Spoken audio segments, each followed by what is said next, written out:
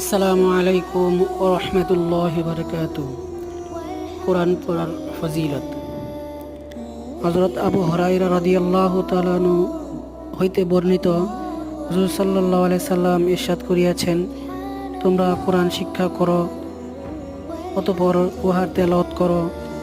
কেননা যে ব্যক্তি কোরআন শিক্ষা করে ও তেলাওয়াত করে এবং তাহাজ্জুদ নামাজ পড়িতে থাকে, তাহার দৃষ্টান্ত ওই থলের মতো যাহা মিশকের দ্বারা ভরপুর, উহার খুশবু সর্বত্র ছড়িয়া পড়ে।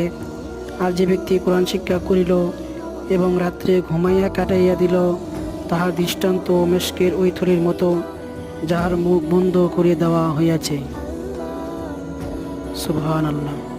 যদি ভিডিওটি ভালো লাগে তাহলে আমার চ্যানেলটিকে সাবস্ক্রাইব এবং লাইক কমেন্ট দিয়ে সাথেই থাকবেন।